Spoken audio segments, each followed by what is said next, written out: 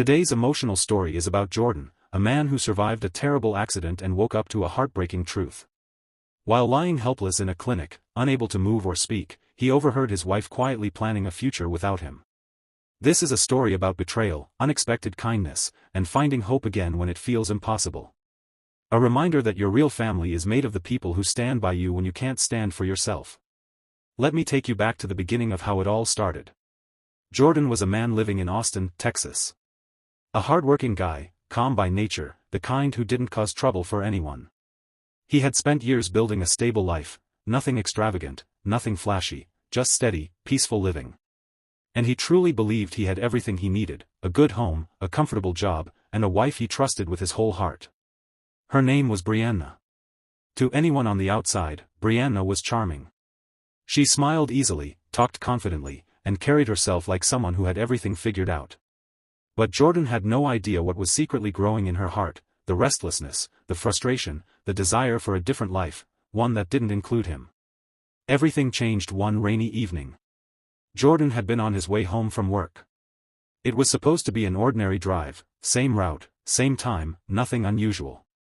But the rain was heavier than usual that night. The roads were slick, visibility was low, and as he attempted to turn at an intersection, another car skidded across the lanes and slammed directly into his.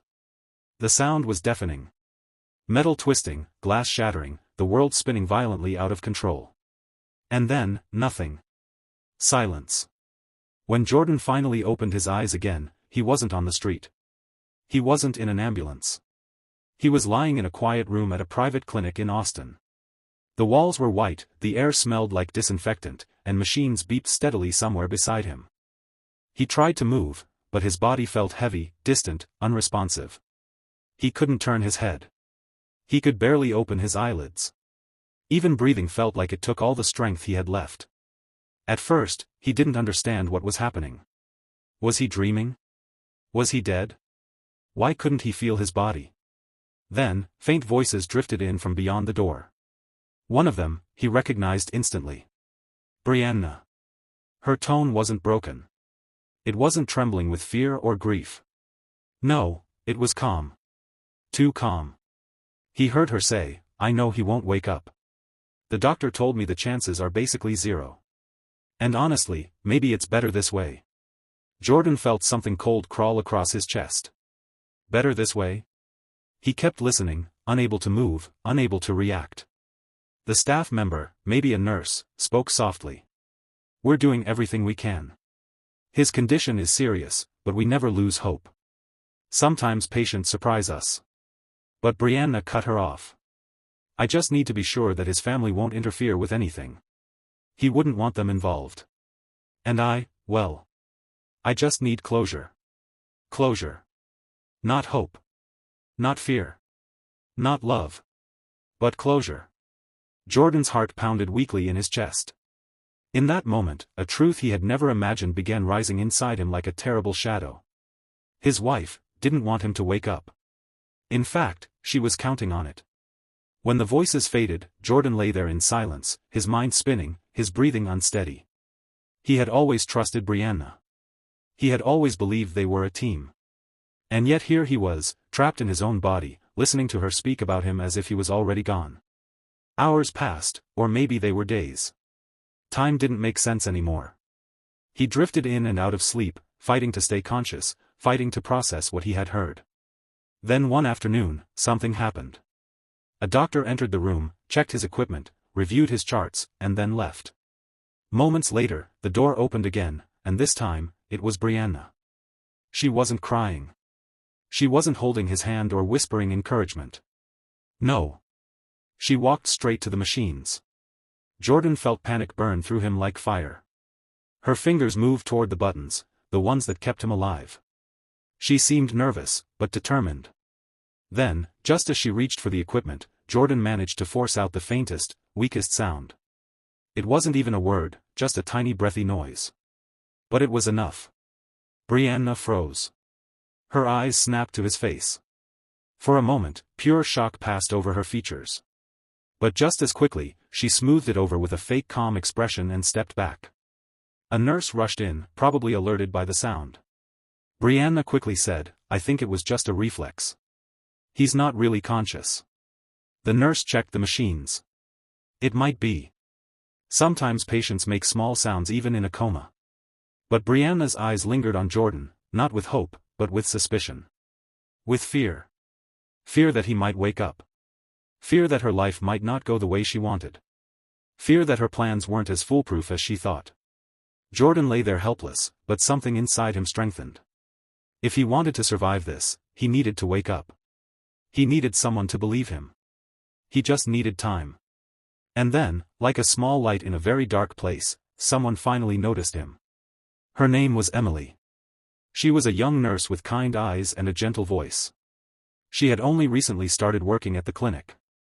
But unlike everyone else who saw Jordan as a patient slipping away, Emily watched him closely, carefully. She noticed his fingers occasionally twitching, his breathing changing, his eyes moving under his eyelids.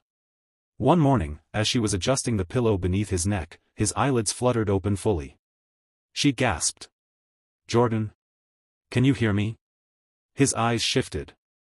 Slowly, painfully, he nodded, just barely. Emily's eyes filled with astonishment. Oh my goodness, you're awake. She immediately called the doctor. Tests were run, reactions were checked, and within minutes, the truth was clear. Jordan had come out of the coma. But as soon as he could whisper even a few words, he grabbed Emily's hand and spoke with every ounce of strength he had. Please, don't tell my wife. Emily froze. Confusion filled her eyes. Why? She should know. She's been by your side since you were admitted. Jordan shook his head slowly. She wants me dead. Those words changed everything.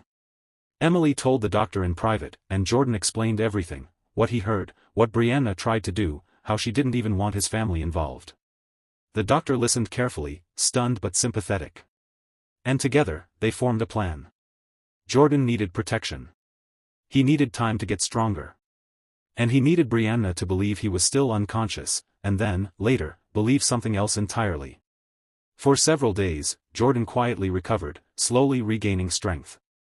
Emily was by his side often, helping him with small movements, talking to him gently, encouraging him. And in those quiet moments, he began to see something he hadn't felt in a long time, genuine compassion. Real care. Kindness without any hidden agenda. Finally, the day came. The doctor called Brianna and told her what she had been waiting, maybe even hoping, to hear. Jordan had passed away. There was a long silence on the other end of the phone, and then a small sigh. Not grief. Not devastation. Relief. The next morning, Brianna arrived at the clinic. She walked in with no tears, no trembling voice. Just a strained attempt at looking sad. But Jordan was watching. Hidden from her sight, sitting in a wheelchair down the hallway, he saw everything, the way she looked around casually, the way she quickly asked about paperwork, the way she avoided looking at the room where she believed his body was. At that moment, Jordan understood the truth completely. His marriage had been over long before the accident. He just hadn't known it. Once Brianna left, Jordan returned home with the help of security arranged by the doctor. And what he found there confirmed everything. The house wasn't quiet. The lights were on. Music was playing. And laughter echoed down the hallway. He walked through the door and found Brianna and Mark, her lover, celebrating, drinks raised, faces glowing with excitement. They weren't grieving. They weren't mourning. They were celebrating his death. And that was the moment Jordan realized just how deeply he had been betrayed. When he stepped into the room, Brianna's glass fell from her hand. The look on her face was a mix of shock, fear, and anger, an expression she couldn't hide. Jordan, she whispered, stepping back. No, this can't be. Mark stared at him wide-eyed, unsure whether to run or speak. Jordan didn't shout. He didn't curse. He didn't break anything. His voice was calm, steady, almost cold. Both of you, out of my house. Brianna tried to argue, to cry, to suddenly act heartbroken. But Jordan wasn't listening.